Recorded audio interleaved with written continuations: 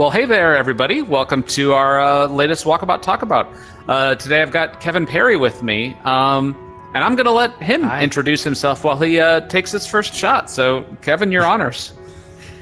Yeah, my name's Kevin Parry. I'm a stop-motion animator and visual effects artist, having previously worked on a number of animated feature films, and the last 5 years have been making animation and visual effects on social media. Let's get this first shot. And now comes the real task of wowing us with your putting skills. Yeah.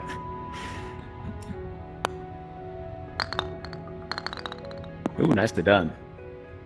Ooh, very nicely done.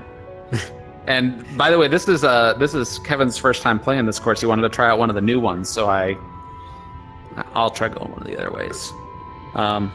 I feel like I'm at a bit of an advantage here, but you're still going to smoke me, which is going to be very embarrassing.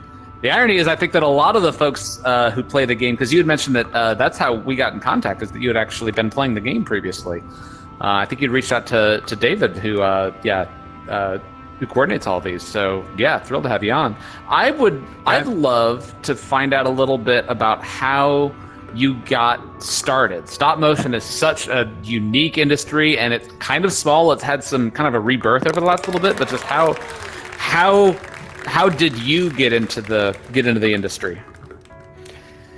Yeah, so I studied animation in college, and it was a program that really focused on like old school paper and pencil animation, like flipping pages. Okay.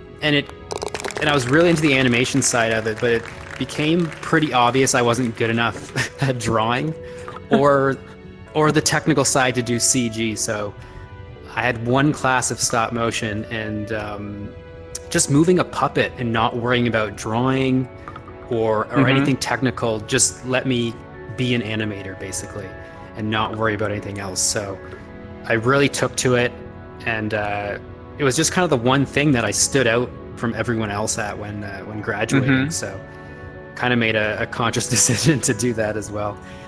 Yeah, and just what school is that you mentioned? It's called Sheridan College. Okay, that's Toronto. Yeah, it's one of the big animation ones that's been around for quite a while. Yeah, it's been around since the 60s. It's kind of like the Cal Arts of Canada.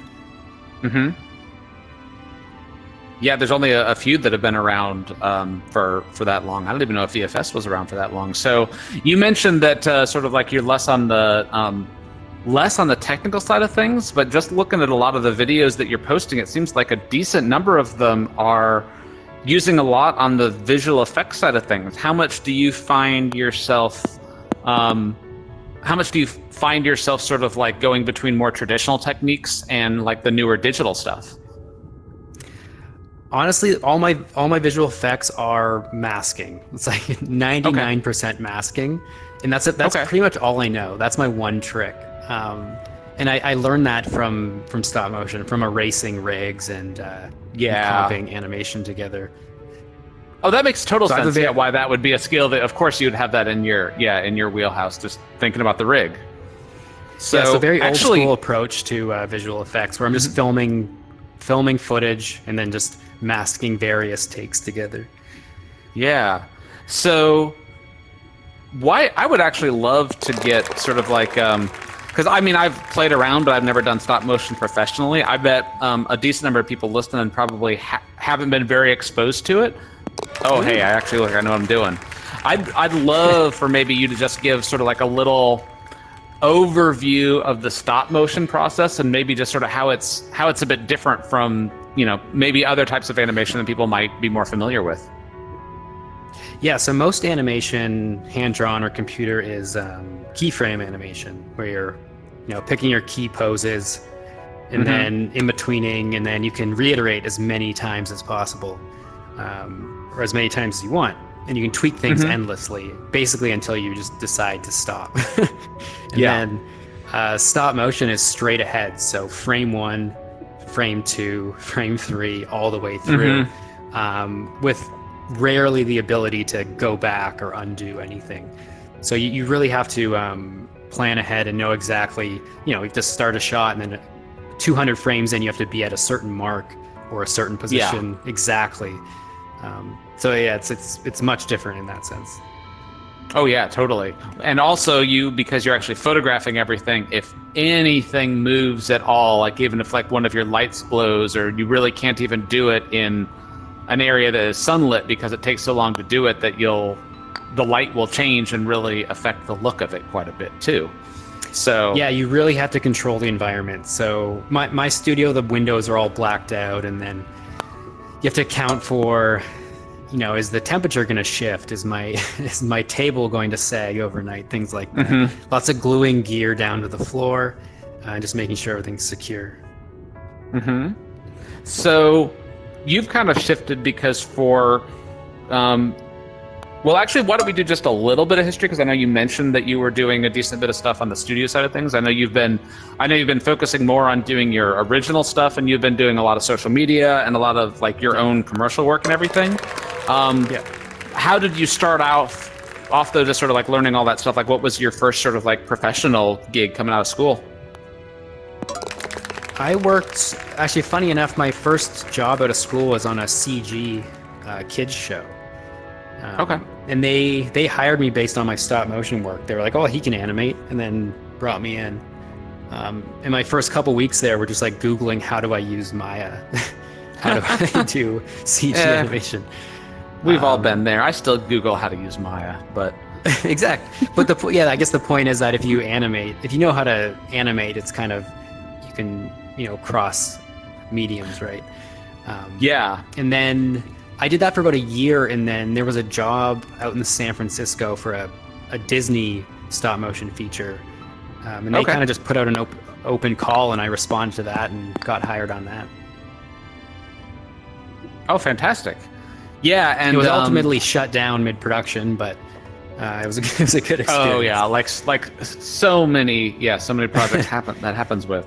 And just because I have a feeling that there's a decent number of people watching this who might be wanting to get into, the animation industry or the games industry or whatever. But yeah, that's something that you brought up, is just sort of like, if learning the technical skills and learning how to use programs is important, but if it's really the artistic eye that is so difficult. If you take the time to really learn, the fact that you mentioned that you're maybe not the best 2D artist, but still the fact that you went to school for it and you can draw, I'd imagine, especially for even just planning stop motion, you probably spend a decent bit of time on paper, right?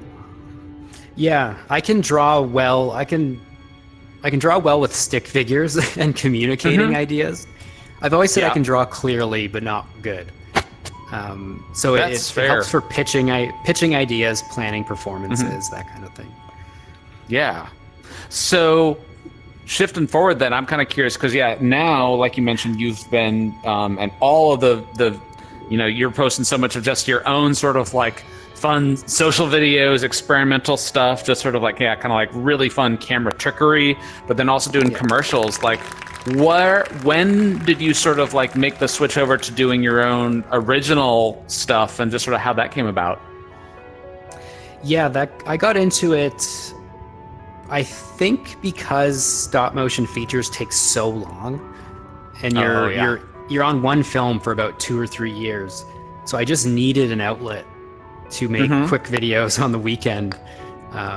Just spend a day making something and then getting it out there, because you're under wraps on a film for so long. So I think that was my initial kind of motivation, and then just started slowly building up an audience to the point where I was getting offers to do brand stuff and commercials, and that coincided with wanting to get back here to Canada. So we moved back, and I just kind of jumped in full time on the social media stuff. That's cool. And so then do you work, you've got your own studio, so you pretty much entirely work out of Toronto. So you're not necessarily traveling around working at other people's places. And do you work with other people? Do you have any like additional animators for like any of the commercial stuff that you do? No, it's all me. And I kind of designed it that way. I think the brand that I kind of lean into is concepts and ideas that are made by one person. Yeah, so I don't try handcrafted. I don't try to take it any larger than what one person can do. That's super cool. Yeah, and it makes a lot of sense, and especially that, like, just looking at all of your stuff. And by the way, is it kevinparry.com? If anyone wants to check out your stuff, it'd be good to mention your URL. kevinparry.tv. Okay. And your name tag has how to spell Parry, so Exactly. Parry. But yeah, if anyone hasn't seen Kevin's stuff, definitely check it out. You know, even pause this while you go to check it out, because some of the stuff we're talking about will make a lot more sense after you see some of his work. It's super cool. But yeah, there's definitely something to that. What do I want to say? There's definitely something to stop motion, that sort of like that handcrafted, like some of the imperfections are actually a big part of it. That yeah, it feels like even some of the more modern feature stuff, it almost feels like we've almost gotten away. Some of it almost looks like it could be CG. So it's actually really nice to, like, you actually feel the hand of the artist who is making it. So yeah, and I've had to kind of unlearn stuff coming out of Leica, where now that I do my own thing, I'm specifically not using green screens or anything too advanced in the stop motion work. Yeah, I really you're need not to doing be any all digital done. doubles where the background characters might be CG or something like that. Exactly. Everything has to feel like it's done in one take right on set. And so I'll often start my stop motion work or clips with my hand animated into the shot. And I do that specifically to trigger the audience that it's a handmade thing. It's not done in a computer. So lots of little tricks like that to specifically make it handmade and a little bit more crude than feature work would be. Oh yeah, totally. Well, also one of the things that's very different that you're doing now is that, I mean, none of the stuff that you're doing is what I would necessarily consider like traditional character animation. You're not actually building sort of like a puppet rig and doing it. It's almost all you're either doing it with your body, or it feels like you're able to assemble sort of like the different pieces that you need. Are you really having to do a lot of rigging, or even like, does your hand sort of provide the rig as the kind of the creative solution to that? I do a lot of rigging. There is there's quite a bit of rigging behind the scenes, mechanical rigging. Okay. Yeah. And by the way, for folks who that might have gone down a slightly too technical path, but yeah, rigging is basically like all the stuff that is supporting the puppet because it needs to be held in place while you're actually shooting the frame and whatnot. So, and that has a lot to do with the speed at which I can work. So if I have an object floating around, if it's on a really nicely made winder rig where I can turn a dial and move it up and down, then having that speeds up the process so much more than trying to like badly rig it or support it myself. So if I can turn a dial and get an incremental movement, then it's much easier. So I'm kind of curious, how long does it usually take you to do like each video? I realize it probably varies quite a bit, but it does vary. I mean, I can do like a POV style with a quick trick, within half a day. But I think the more complicated ones are about a week to 2 weeks. Okay. And would that be a lot more like, I know I've seen a couple with the, I was going to say with the, like you skateboarding, or probably like some of the, like the Lego Christmas one that you had done. Like I'd imagine those are probably some of the longer ones to do. Yeah. And a lot of that has to do with the pre-production side. So just making sure I have everything storyboarded and planned out.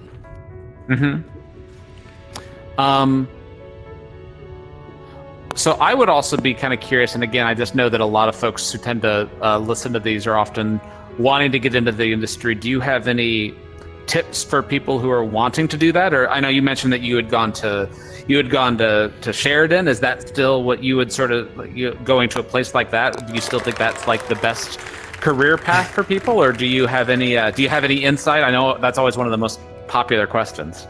Yeah, unknown, because it's changed so much. Like social media wasn't really around when I graduated. But I would say, my experience, that first feature job I got in San Francisco,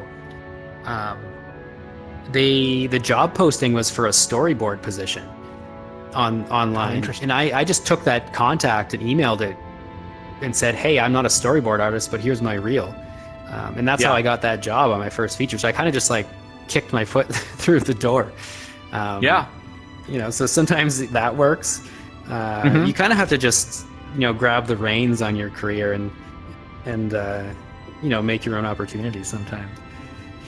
And how much do you think that some of what you're doing now was premeditated versus sort of like, ooh, nice shot, versus kind of responding like again, probably social, like all the social media stuff that you're doing, that didn't even exist when you were studying it in school probably. So I'd imagine all of that was just sort of like adapting to the changing times, right?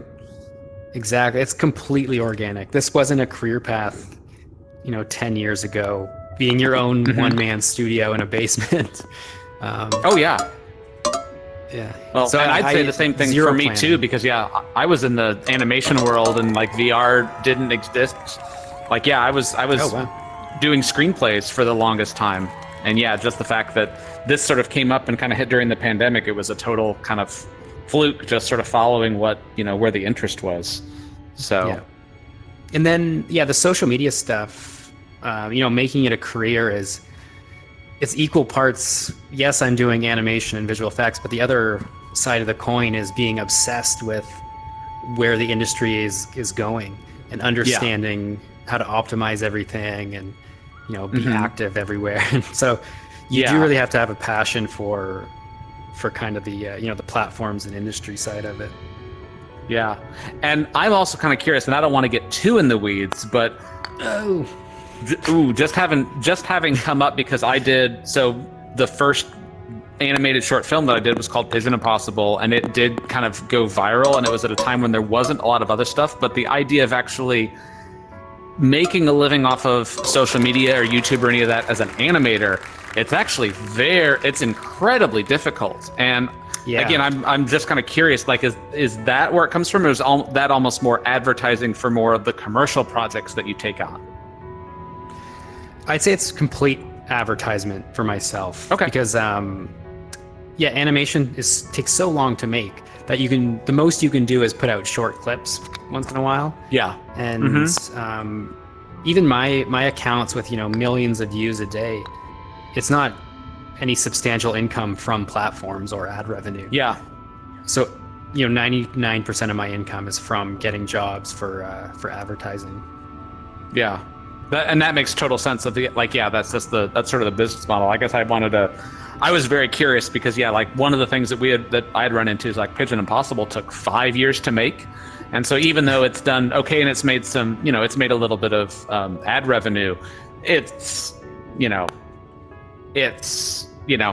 think the actual rate for that would have been so incredibly low just off of the actual, the ad money on YouTube or whatever. But of course I got lucky, and of course I missed the gimme putt.